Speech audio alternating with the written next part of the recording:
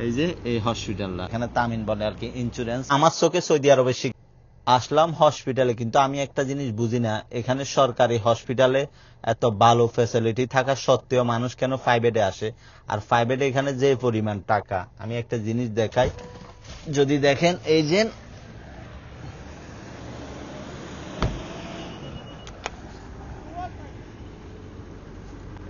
এই হসপিটালটা পুরাই গলা কাটা।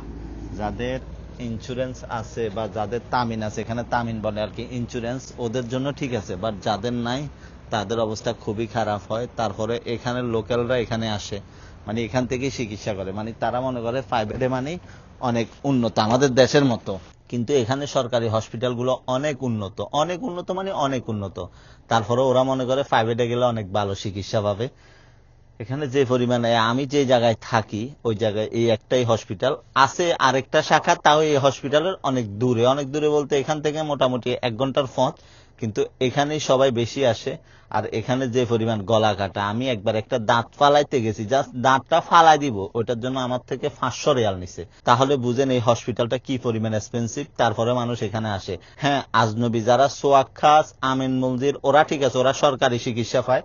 কিন্তু যারা মুহাসসাসা বিষয়, তাদেরকে প্রাইভেটে আসতে হয়। তাদের তামিন থাকে, তামিন থাকলে টাকা কম, মানে ইন্স্যুরেন্স থাকলে আপনার টাকা কম।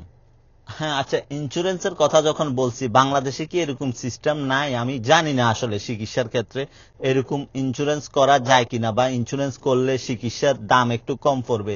আমি জানি না আসলে বাংলাদেশে এরকম সুযোগ সুবিধা আছে কিনা, বাট এখানে আছে। আপনি প্রতি বছর ইন্স্যুরেন্সটা আপডেট করবেন, মানে আপনি প্রতি বছর এটাতে টাকা দিতে হবে। এখানে আপনি 600 রিয়াল করে প্রতি বছর দিলে আপনি নির্দিষ্ট একটা হসপিটাল আপনাকে দিবে। ওই হসপিটালে গেলে আপনি রেট কম পাবেন, ডাক্তারের ফিসও কম পাবেন, ওষুধের রেটও কম পাবেন, মনে হয় 10% করে নেই, আমি যতটুকু জানি। বাংলাদেশের চিকিৎসা খাতে ইন্স্যুরেন্স সম্পর্কে যদি কারো কাছে কোনো ধারণা থাকে আমাকে একটু জানাইয়েন। আসলে এই বিষয়টা আমি জানি না, বাট সৌদি আরবে আছে এটা আমি অনেক ভালো করে জানি।